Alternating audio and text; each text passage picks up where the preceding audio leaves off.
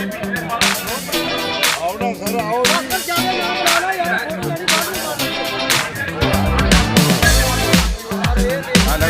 ध्यान तो अभी देखो अपना तमिलनाडु से जो कोयम्बतूर है वहाँ से हमारे एक एक्स सर्विसमैन के संगठन है, उनका जो नाम है एन शिवराजू, उसके इंचार्ज है।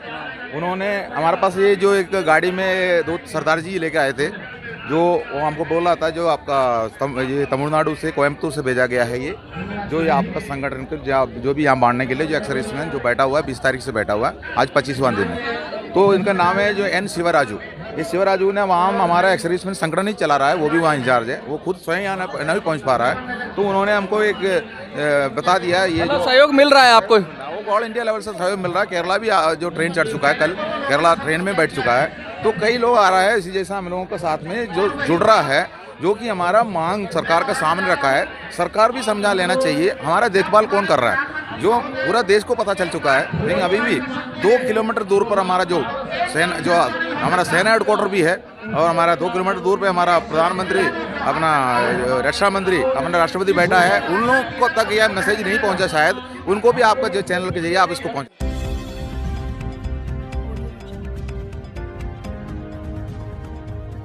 गोपाल जी, लगातार जंतर मंतर पे धरना चल ही रहा है, और कल परमिशन के लिए भी कुछ समस्याएं आई थी। क्या समस्याएं आई थी और क्या हुआ फिर उसके बाद?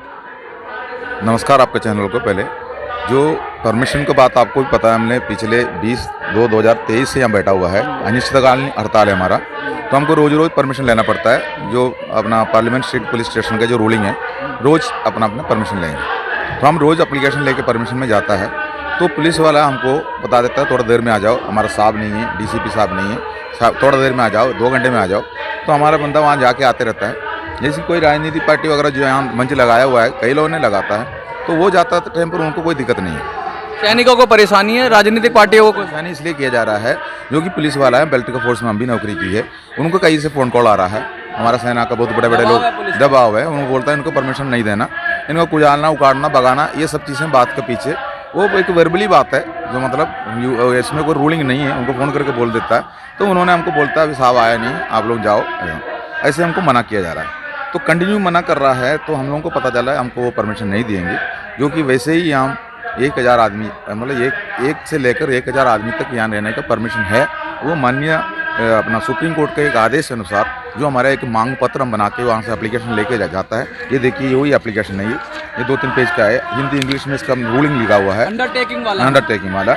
इस रूलिंग में ये क्लियर लिखा हुआ है जो अब झंडा का लंबाई कितना होना चाहिए, झंडा का ऊंचाई कितना होना चाहिए, मंच का ऊंचाई कितना होना चाहिए, कुर्सी कितना डालना चाहिए, ये सब चीज़ें उसको मतलब लिखा रहता है। एंटी नेशनल एक्टिविटी नहीं होना चाहिए, गलत नारा नहीं लगाना चाहिए, कोई धर्म के साथ में बात नहीं करना चाहिए, तो बिल्कुल डिसिप्लिन के साथ में करना है। तो ये पूरा मंजूरी करके हम लोग इसमें दस्तखत करके लेके जाता है। तो हमारा एक संस्था का लेटर में हमने दस्तखत करता है, तो उसमें जो भी पदाधिकारी होता है इसका पूरे जिम्मेदार होता है, कोई गलत काम नहीं कर सकता। मतलब लगातार मिल गए तो, लेकिन नहीं लगातार नहीं मिला है, मैं उसके बारे में बता रहा हूँ।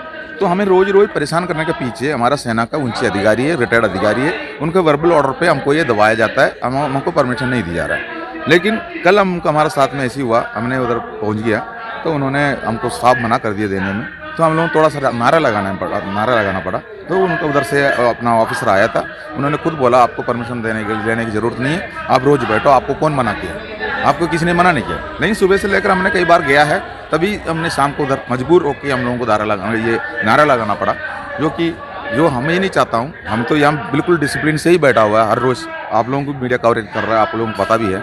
तो हम लोगों को नाजायज दबाव लगा के भगाने का कोशिश हमारा सेना का अधिकारी द्वारा, तो जो पुलिस के ऊपर दबाव डालने की वजह से वो मजबूर होकर हमको ऐसे किया जा रहा है।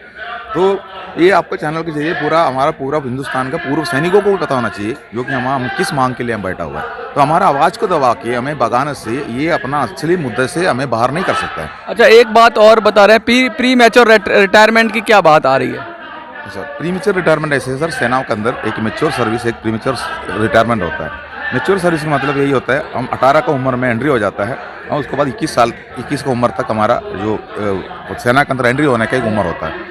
21 के बाद एक दिन भी अगर आगे बढ़ गया तो एंट्री के लिए चांस नहीं है। तो सेना के अंदर जाने के बाद हम लोगों का एक 15+2 जो हमारा एक एग्रीमेंट लिया जाता है, मिनिमम सर्विस हम 15 साल +2 करना है, 17 साल का नौकरी करना है।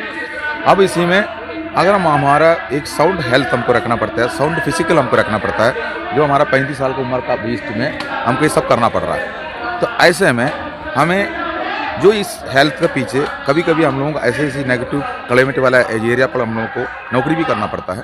ऐसी स्थिति में हमारा शरीर कुछ ना कुछ बीमारी से भी ग्रस्त हो जाता है, तो हमारा हेल्थ वैसे ही डाउन हो जाता है। ऐसे में हम लोगों को फिजिकल कंप्लीट करने में दिक्कत आ जाता होगा। तो हम लोगों को आगे का प्रमोशन भी हमारा 10% प्रमोशन होता है, बाकी 90% वैसे ही इस उम्र में आना है।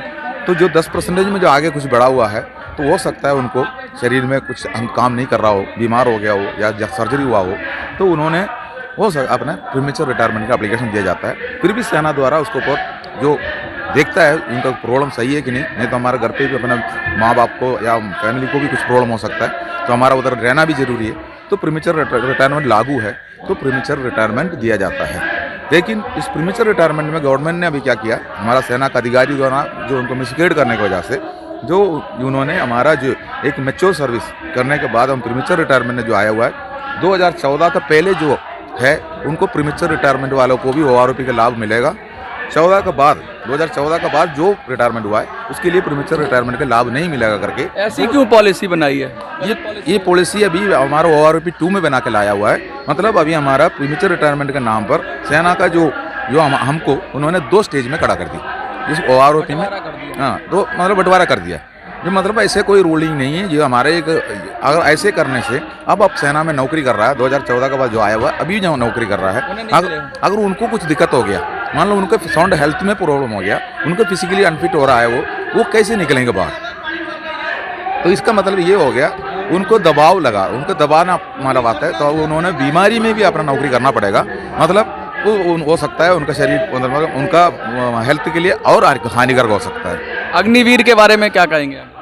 अग्निवीर ऐसे है जो देश के युवाओं के लिए अग्निवीर अगर सुनने से बहुत अच्छा है, मोटे तौर पर बहुत अच्छा ही लगता है, लेकिन आम जनता के लिए।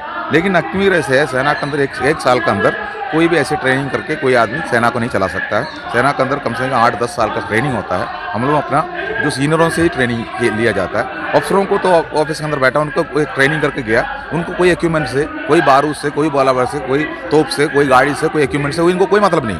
ये सब डील करता है JSO जवान। तो उनको इसमें 4 साल से वो कुछ नहीं कर सकता है। उसमें 3 को उधर बाहर करके 1 को उधर रखेंगे। उनका एक ही तरीका बनाया। और 3 जो बाहर आने के बाद जो पहले जो अभी ट्रेनिंग चल रहा है, जो लोग अंदर सेंट्री हो जाएंगे, जो 4 साल के बाद जो 3 आदमी बाहर आएंगे, तब सरकार को पता चलेंगे ये क्या होगा, उसका क्या मतलब। बाहर आने के बाद वो तो हो सकता है वो कोर्ट में जाएंगे, क्योंकि वो बोलेंगे मैं सब कुछ फिट थे, एक अनफिट वाला को एक नंबर में लेके गया, उसको कोई मेहरबानी में लेके गया, किसी की चमचगिरी की वजह से लेके गया, अफसरों ने उनको अपना पास रख दी, विवाद होगा। तो ऐसे भी जा सकता है, आने वाला टाइम पर दिखाई देंगे। तो हमारा तरफ से हम पूर्वी सैनिक है, जो सैनिकों की तरफ से ये जो अग्निवीर है, ये कोई अच्छा नहीं है, अच्छा स्कीम नहीं है। लेकिन सेना का तीनों प्रमुख ने उसको हाँ बोल दिया। अगर उन्होंने इतना अच्छा ही है तो फिर अफसरों में क्यों नहीं लेके आए? और दूसरी बात है, अगर उन्होंने कोई पैरामिलिट्री फोर्स में या जो स्टेट पुलिस में भी इसका परीक्षण पहले कर सकता था, क्यों नहीं किया? क्योंकि इन्होंने हमको तोड़ने के लिए हमारा जो अफसर का लीडरशिप को हम तोड़ रहा है, तो बोला हमारे पास बहुत पावर है करके दिखाने के लिए किया गया है। वो तो कल ये भी बोलेंगे NCC के जो बच्चे हैं उन्हीं से भी हमने देश का जो रक्षा कराएंगे करके, वो हमको बोल सकता है। क्या संदेश देना चाहेंगे आप? संदेश यही है, हमने जो हमारा मांगपत्र सरकार का पास रखा हुआ है, हमारा OROP का है, हमारा जो MSP जो है, जो फिटमेंट फैक्ट के हिसाब से हमारा OROP होना चाहिए, मतलब बराबर फिटमेंट फैक्ट। और जो MSP जो है वो इक्वल होता है, वो जोखिम रहता है। जो उसमें अगर उन्होंने देना है, जो ज़्यादा पैसा अगर देना चाहता है तो अफसर को नहीं है, वो तो सिपाही को देना है। ज़्यादा पैसा अगर सिपाही को देना है 15,500 सिपाही को देना होगा, तो अफसरों को 5,400 लेना होगा, क्योंकि ऐसे भी कर सकता है। ऐसे जोखिम की बात ऐसे नहीं है जो उल्टा बांट के रखता है, गिनती उन्होंने उल्टा कर दिया, ऐसे नहीं। लेकिन ये एक बराबर का हक है, इसमें जो बराबर का हक है, बराबर का बता है। ये बिल्कुल 2006 में ही आया हुआ है, पहले ये सेना में नहीं था। तो इसमें तभी से लेकर इसमें छेद कर दिया, अफसरों ने अपना फ़ायदा उठा के बैठा हुआ है।